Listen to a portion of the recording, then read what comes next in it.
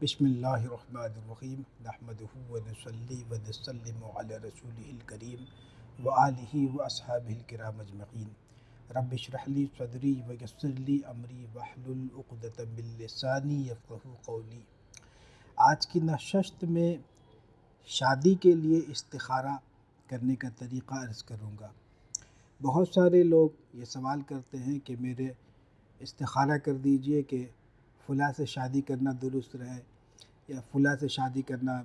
درست ہے۔ اس سلسلے میں نام بھیجتے ہیں، جیسے ماں باپ بھی یہ استخارہ کرواتے ہیں، یا جس کو خود شادی کرنی ہے وہ بھی استخارہ کے لیے، اگر لڑکی ہے تو 2-3 لڑکوں کا نام دے دیا۔ ایسے ہی ماں باپ بھی اپنے بیٹے کے لیے 2-3 یا 2 لڑکی کا نام دے دیا کہ کس سے کرنا بہتر رہے گا۔ سب سے پہلے یہ جاننا چاہیے کہ استخارہ آئدر اور کے لیے نہیں کیا جاتا ہے کہ استخارے میں کوئی آپ کو ایسا جواب ملے کہ اس سے نہ کرو اس سے کرو، یا یہ نہ کرو وہ کرو۔ استخارہ اس چیز کے لیے نہیں ہے۔ استخارہ اللہ تبارک و تعالیٰ سے مشورہ کرنا ہے، اور استخارہ بہت ایک عظیم الشان عمل ہے، اور اس کی تاکید بڑی فرمائی ہے حضور سید عالم نبی مکرم صلی اللہ تعالیٰ علیہ وسلم نے۔ صحابہ کرام فرماتے کہ حضور ہمیں استخارہ کی تعلیم ایسے فرماتے جیسے قرآن مقدس کی آیتوں کی تعلیم فرماتے تھے۔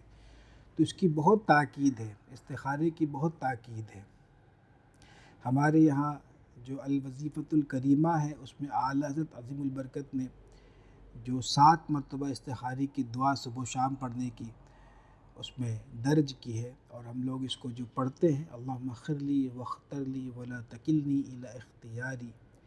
تو یہ صبح و شام کے ہر کام کا استخارہ، جیسے یہ آٹومیٹک استخارہ ہوتا چلا جاتا ہے، تو اللہ کے فضل سے ہر کام جو ہے ہمارا استخارے کے دائرے میں اور اس کے حصار کے اندر ہوتا ہے۔ تو استخارہ کا مدعا یا اس کا حاصل یہ نہیں ہے کہ استخارہ سے آپ یہ معلوم کر لیں کہ ہمیں یہ کرنا چاہیے یا وہ کرنا چاہیے، ایسا نہیں۔ اور شادی ایک بہت سنگین مسئلہ ہے، زندگی کا ایک بہت بڑا فیصلہ ہوتا ہے، تو اس سلسلے میں ظاہر سی بات ہے کہ جو روایتی طریقہ ہے تفتیش کا، کہ اگر آپ اپنی بچی کی شادی کہیں کر رہے ہیں، بیٹی کی شادی کہیں کر رہے ہیں، تو جس خاندان میں شادی کر رہے ہیں، جس لڑکے سے یا جس لڑکی سے، اس کے بارے میں تفتیش کروائیں، جو ایک عام طریقہ ہے، روایتی جو طریقہ ہے، اس طریقے سے آپ سب سے پہلے تو آپ دیکھیں گے کہ وہ آپ کے اسٹیٹس کا بھی ہے کہ نہیں، خاندان دیکھیں گے، برادری بھی دیکھتے ہیں، بعض لوگ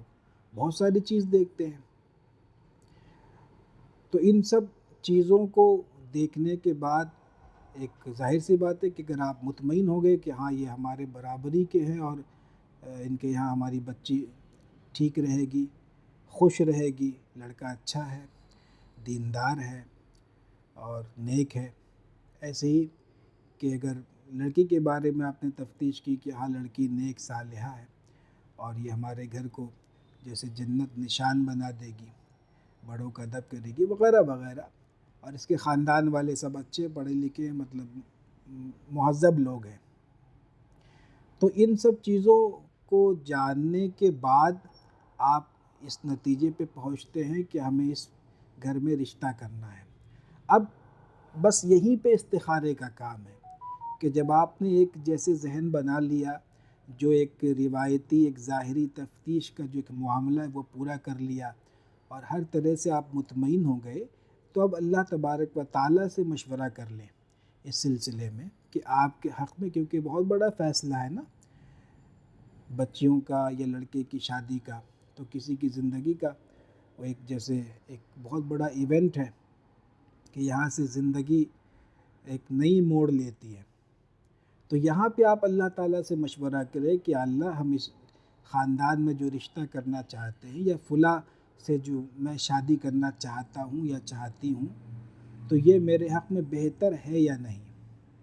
بس آپ استخارہ کریں اور انشاءاللہ تبارک و تعالیٰ اس سلسلے میں آپ کو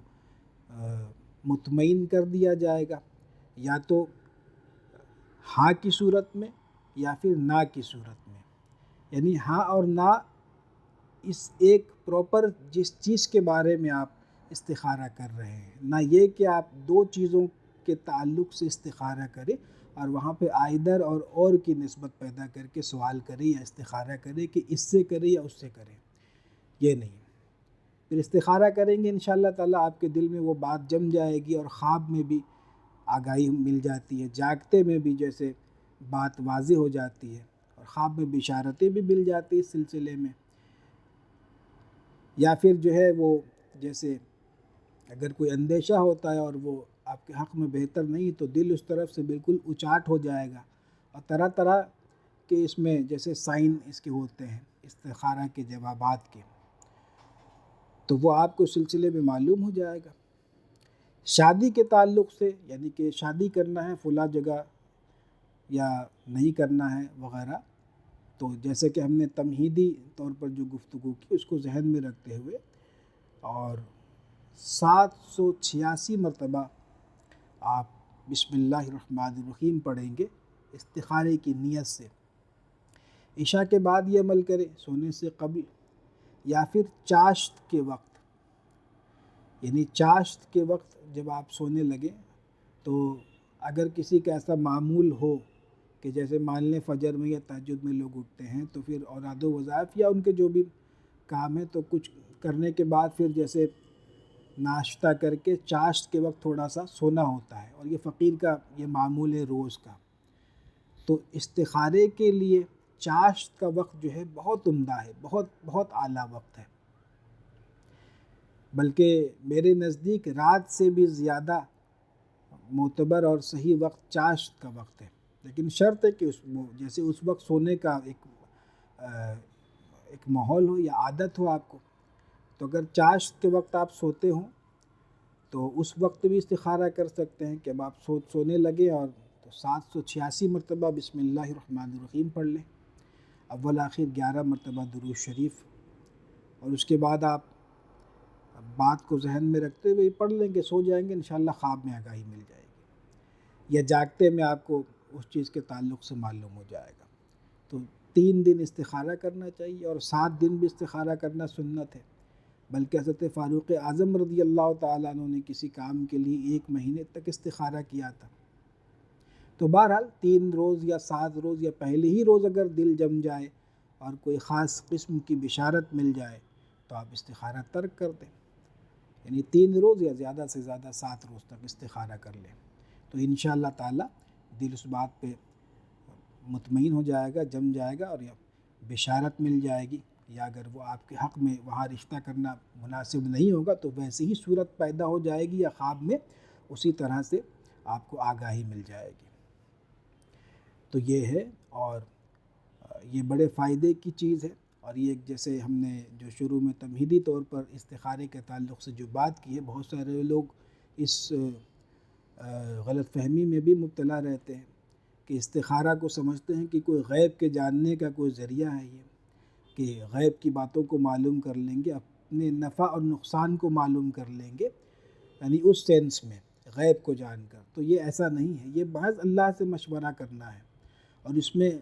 استخارے میں خیر ہے. جیسے مشورہ کرنے والا شرمندہ نہیں ہوتا ویسے استخارہ کرنے والا کبھی نقصان نہیں اٹھاتا ہے. تو بتائیں اس پیغام کو، اس بات کو آگے بڑھائیں، جن کو اس کی ضرورت ان تک پہنچائیں. اللہ تعالی ہم سب کو علم نافع اور خیر کثیر عطا فرمائے. لا إله إلا الله وحده لا شريك له له الملك وله الحمد وهو على كل شيء قدير.